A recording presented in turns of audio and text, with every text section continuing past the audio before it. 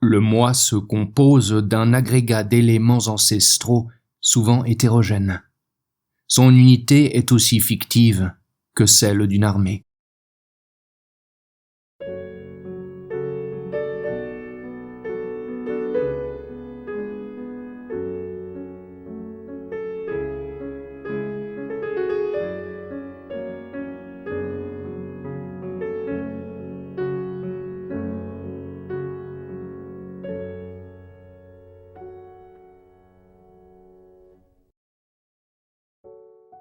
Supposer chez les autres des sentiments identiques à ceux qui nous mènent est se condamner à ne jamais les comprendre.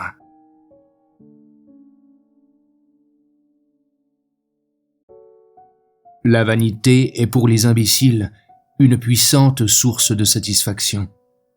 Elle leur permet de substituer aux qualités qu'ils n'acquerront jamais la conviction de les avoir toujours possédées.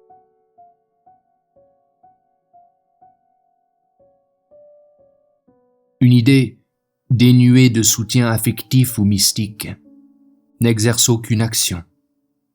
Elle est un fantôme sans prestige, sans durée et sans force.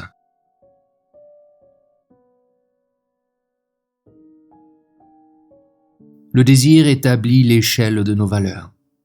L'idéal de chaque peuple est la synthèse de ses désirs.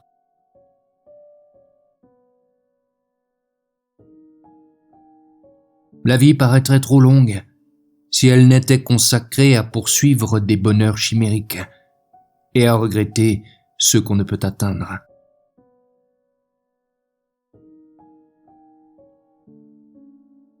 L'intuition est souvent supérieure à la raison. Elle fait deviner à des femmes, raisonnant mal, des choses incomprises d'hommes raisonnant très bien.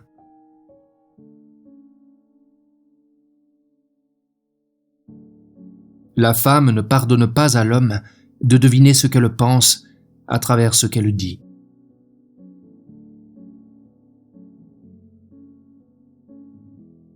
L'obstination habituelle des femmes et des diplomates à nier l'évidence est la principale cause du scepticisme que leurs propos inspirent.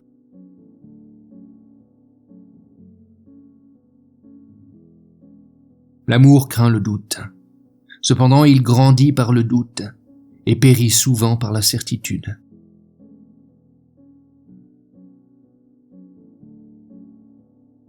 Les opinions de la majorité des hommes ne se fondent pas sur des arguments, mais sur des haines, des sympathies ou des espérances.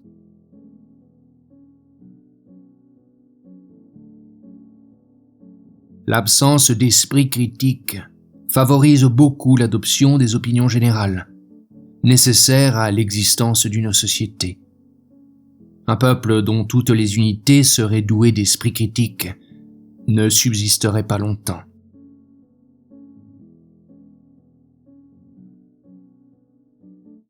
Derrière certains mots se trouve un monde d'idées que ces mots ne sauraient atteindre. Les peuples se passent difficilement de croyances, mais plus difficilement encore de formules.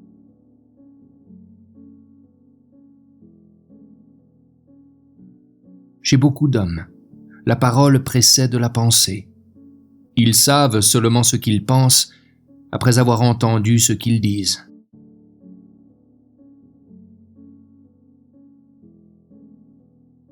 Les raisonnements peuvent convaincre, mais ils ne font pas toujours agir. La suggestion, la répétition et la contagion pénétrant dans l'inconscient tendent au contraire à se transformer en actes.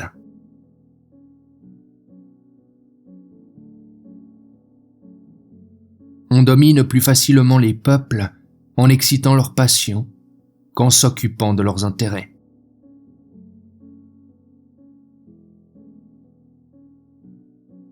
L'histoire d'un peuple est le récit de ses efforts pour stabiliser son âme et sortir ainsi de la barbarie.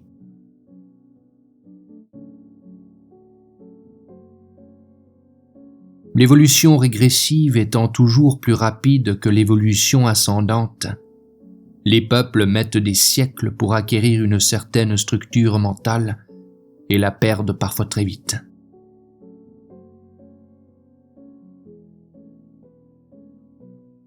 L'âme des vivants est faite surtout de la pensée des morts.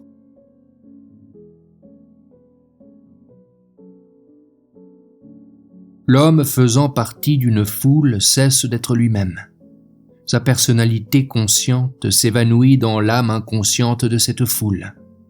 Il perd tout esprit critique, toute aptitude à raisonner, et redevient un primitif. Il en a les héroïsmes, les enthousiasmes et les violences.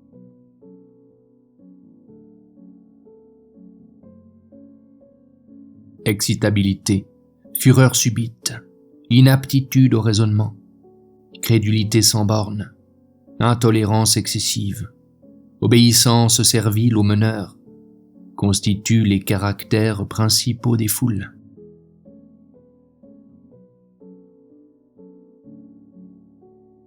Il faut à la foule un fétiche, personnage, doctrine ou formule.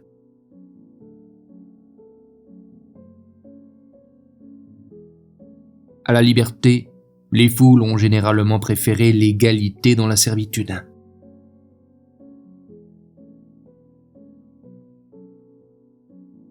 Une minorité brutale et hardie conduira toujours une majorité craintive et irrésolue.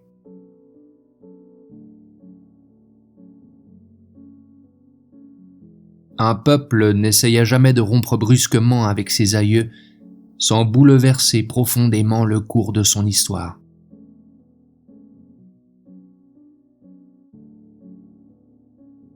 Les peuples restent toujours saturés de mysticisme. Les lois, les institutions et les gouvernements représentent pour eux des puissances magiques, capables de changer le cours des choses à leur gré.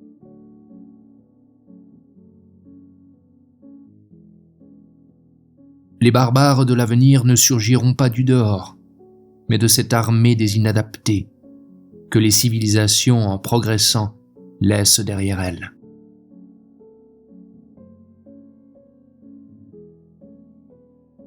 On peut considérer comme un grave symptôme de décadence que la moralité des classes dirigeantes tombe au-dessous de celle des classes dirigées.